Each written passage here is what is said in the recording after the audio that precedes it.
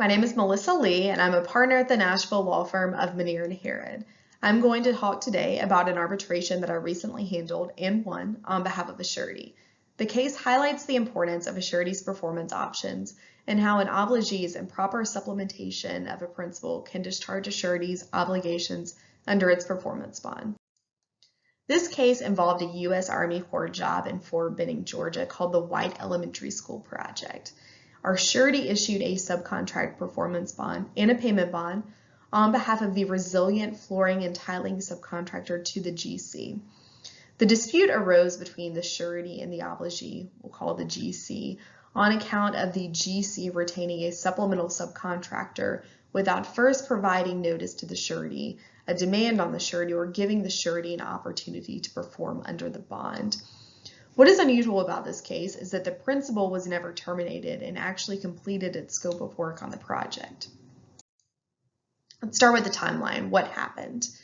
In mid-January of 2017, the principal begins performing its work on the job. A few months later, the GC reaches out to the supplemental subcontractor to begin performing work, and the supplemental subcontractor does so on April 16, 2017. This is prior to any formal notice to the surety or even to the principal. And in fact, 10 days later, on April 26, 2017, the GC finally sends a formal notice letter to the principal. A few things to note about this letter. First, it doesn't make any mention of the supplemental subcontractor that has already been retained and is already performing work. The letter also invites a cure from the principal. And finally, the letter does not make any direct demand on the surety. However, it does copy the surety. Notably, the principal immediately responds to the letter, and no further correspondences are exchanged until September of 2017. Starting mid-September 2017, another letter writing campaign between the principal and the GC begins and continues into 2018. On February 21, 2018, the GC finally sends a demand letter addressed to the surety. This is the first direct correspondence to the surety. It does make a demand under the performance bond and indicates that the GC had been supplementing the principal for a rather exorbitant sum of money at that point in time. The surety denies the claim, and the principal continues performing its work and actually completes its scope in May of 2018. By the time of the arbitration hearing, the GC had asserted a claim for the penal sum of the performance bond, which was primarily composed of or comprised of the $870,000 that it paid to the supplemental subcontractor and other delay damages. Although the principal completed its work on the project and testified that the supplemental subcontractor performed no more than 5% of its scope, the GC withheld $356,000 in subcontract funds that were still at play at the time of the hearing. This meant that the obligee's alleged supplementation costs were almost 2.5 times the balance of the subcontract. Another significant fact is that at the time the obligee made a demand on the surety in February 2018, it had paid the supplemental subcontractor $473,000, thereby depleting the remaining balance of funds that it could have used to complete the principal's work.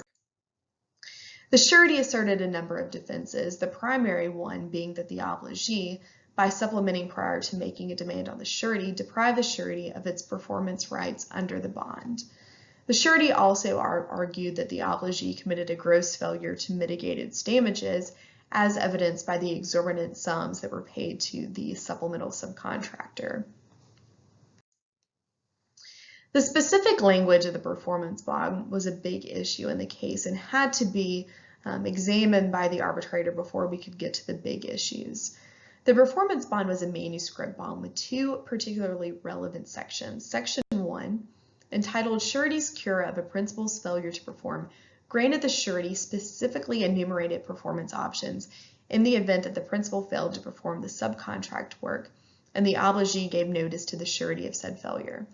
The enumerated performance options included the right to take over, the right to tender, the right to finance a principal, deny liability in full or in part. Very similar to what you find in an AIA A312 performance bond.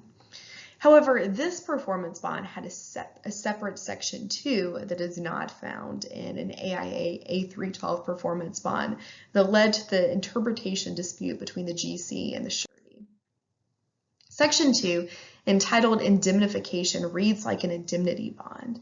It provides more specifically that the principal and the surety shall defend, hold harmless, and indemnify the obligee from any loss arising from the principal's failure to perform the subcontract. The obligee argued that Sections 1 and 2 were standalone provisions such that it could essentially pick between the two and how it had wanted to pursue the surety under the performance bond. More specifically, the obligee wanted to pursue the indemnity section under Section 2 without complying with any requirements or giving the surety any rights under Section 1.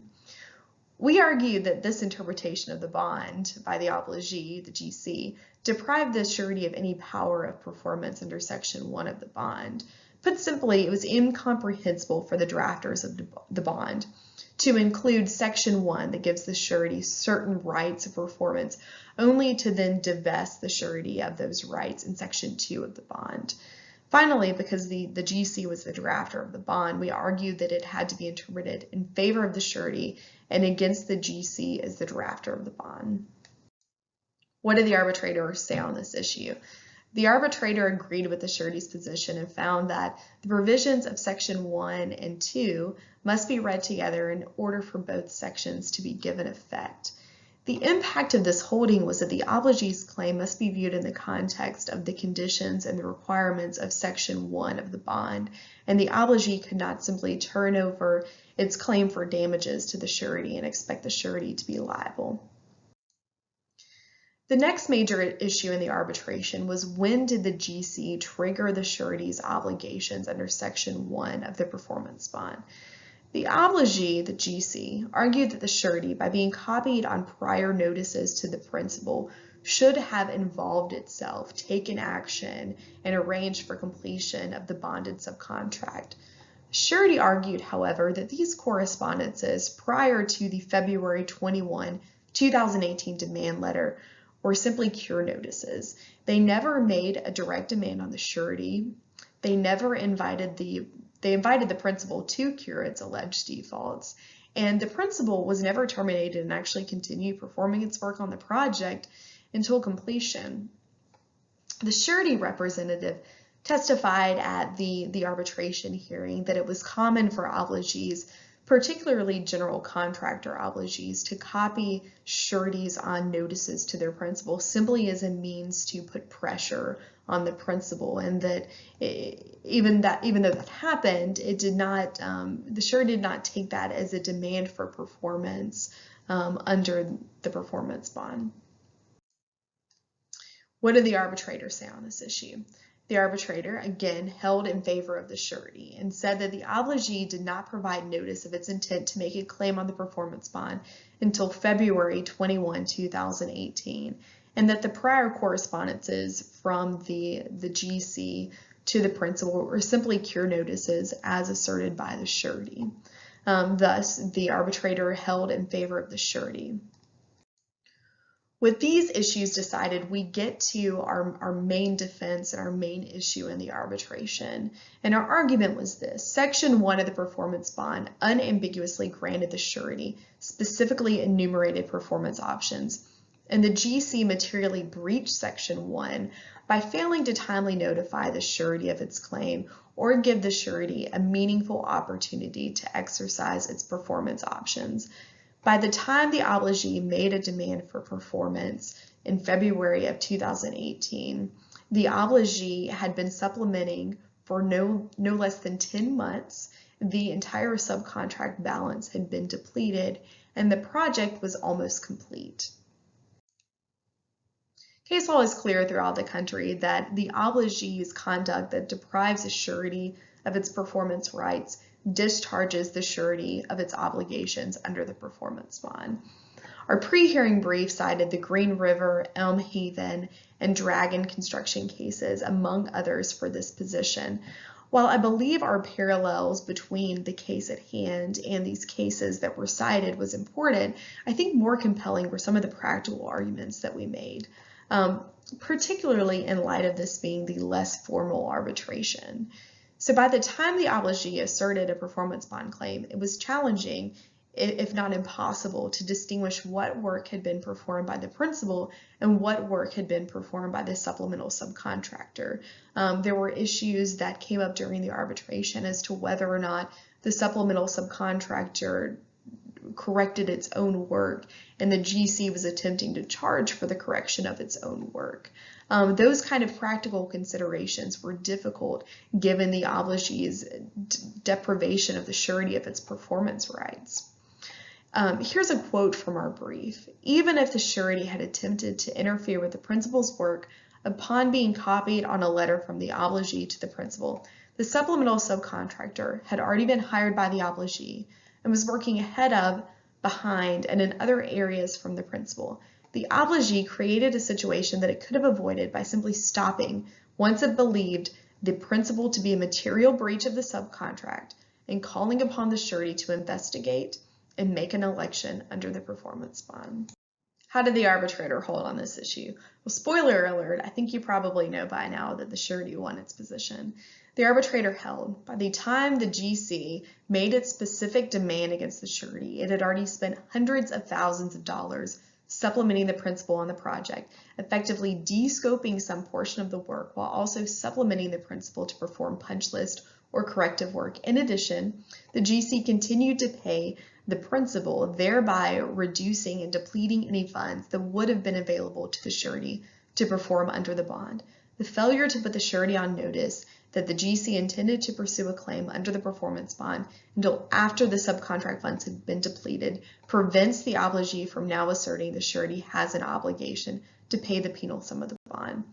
The arbitrator held that the obligee had breached the bond and waived the surety's right to perform.